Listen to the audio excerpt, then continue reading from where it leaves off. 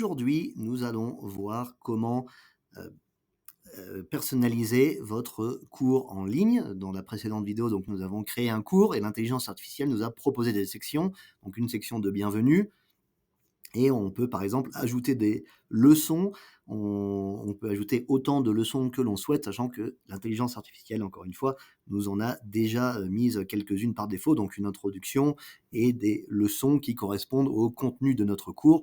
Donc ce cours est sur comment, partager ses connaissances en ligne et voilà, donc on va dans notre cours, on a encore une fois un petit, tutoriel, qui va nous, montrer un peu où est-ce qu'on peut cliquer et qu'est-ce qu'on peut faire pour créer notre cours. Donc ça commence par ajouter des leçons, donc ici on en a plusieurs et on peut, bien sûr en rajouter, au besoin ou en enlever ou, modifier, voilà, si elles ne nous, plaisent pas.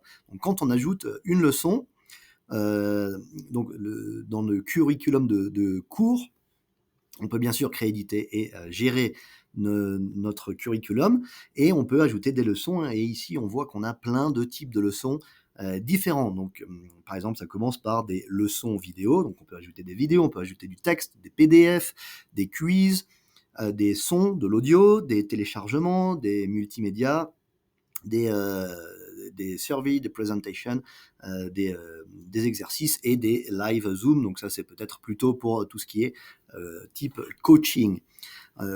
Alors moi personnellement dans mes cours, ce que je fais en général, donc je crée une présentation et par rapport à cette présentation, j'enregistre des vidéos. Donc je crée des vidéos, des leçons vidéo et à la fin de chaque, heu, de chaque, partie de mon cours, je mets un quiz, pour le rendre un petit peu plus interactif. Donc après plusieurs vidéos, il y a un quiz que heu, les étudiants peuvent suivre pour voir s'ils ont bien avancé. Et donc voilà, donc je crée des présentations, heu, à part et ensuite j'enregistre des vidéos en jouant cette présentation et chaque vidéo est une leçon.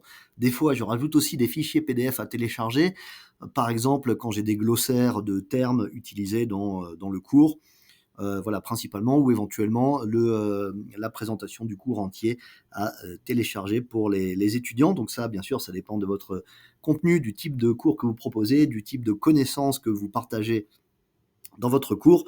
Chaque cours est différent, mais comme vous voyez, vous avez un grand panel de types de leçons que vous pouvez rajouter à votre cours en ligne sur Thinkific. Donc le lien est en description si, pour créer votre académie en ligne et mettre en ligne vos cours au plus vite et vendre vos connaissances à des étudiants potentiels. Voilà, donc une fois que vous avez choisi votre type de leçon, vous avez ajouté vos leçons.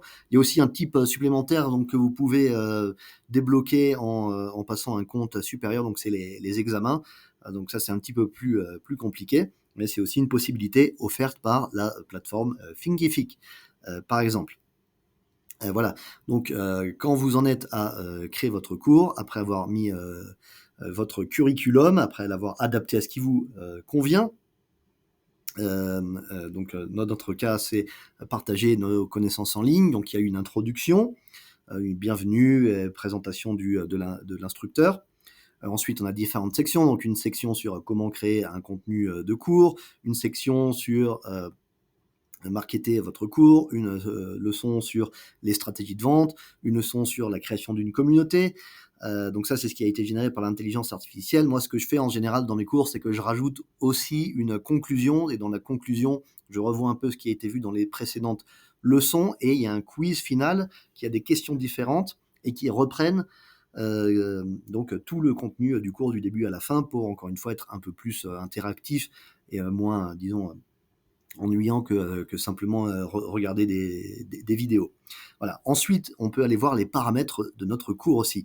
Dans les paramètres, on a plein de choses très intéressantes, donc on peut avoir plusieurs instructeurs, on peut changer l'accès, on peut, ajouter, très important, une image et une description. Donc pour l'optimisation du référencement, c'est important de mettre une bonne description qui donne envie à ceux qui, tomberaient, par hasard sur votre cours de l'acheter, bien sûr et mettre une image pareillement qui donne envie, d'acheter vos cours. Donc ça, c'est un peu plus du marketing, mais c'est très important. On peut aussi, modifier l'apparence du lecteur vidéo. Donc il y a des thèmes différents, on peut changer les couleurs.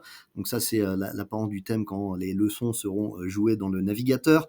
Et il y a plein d'autres options possibles à changer. Donc par exemple, la lecture automatique des vidéos, des leçons vidéo. Donc quand on termine une vidéo, automatiquement la leçon suivante en vidéo démarre ou pas. Donc ça, c'est des choses qu'on peut changer. Le pourcentage de complétion requis pour que la vidéo soit considérée comme vue.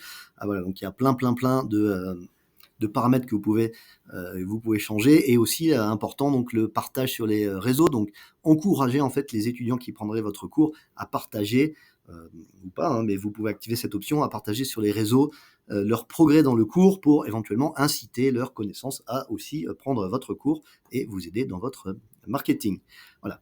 Ensuite, très important, la partie prix. Alors pour la partie prix, je vais peut-être faire une vidéo à part parce que c'est assez sensible. Et bien sûr, si on n'a jamais fait de cours en ligne, on n'a aucune idée de comment mettre un prix sur son cours. Voilà, donc en tout cas, il y a plusieurs options qui sont possibles sur la plateforme. Donc soit mettre un cours gratuit, donc pas de paiement pour accéder au cours, un paiement en une fois, une souscription ou un système de membres, ou des paiements mensuels. Donc ça, c'est plus pour le coaching, mais toutes ces options sont là. Ou aussi, si vous avez une stratégie plus globale, que vous avez plusieurs cours, par exemple, commencer par un cours d'introduction qui, lui, serait gratuit pour attirer des étudiants, et ensuite rajouter d'autres cours qui, eux, seront payants pour aller plus loin dans les connaissances. Éventuellement, si vous rajoutez en plus du coaching, que vous les suivez régulièrement, utilisez les autres options. Et voilà, donc pour ce qui est du prix, c'est et puis en lui-même d'un seul coup, on verra ça dans une vidéo à part. Et ensuite, la page de garde. Donc c'est la page sur laquelle les étudiants vont arriver avant d'avoir acheté votre cours, et c'est la page en fait qui va vendre votre cours. Donc ça aussi, on ira peut-être plus en détail dans une autre vidéo. C'est très important. Voilà, pour générer des ventes. Et enfin, vous pouvez publier votre cours. Donc par défaut, c'est un brouillon. Donc c'est le cas de ce cours-ci, il n'est pas terminé.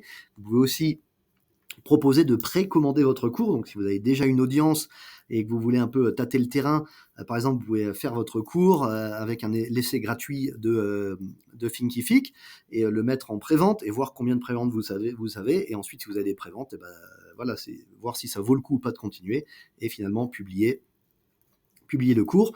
Et si vous anticipez 100 000 ou plus visiteurs les premiers jours, ce que je vous souhaite bien sûr, vous pouvez aussi contacter Thinkific pour gérer tout ça correctement. Bonne continuation.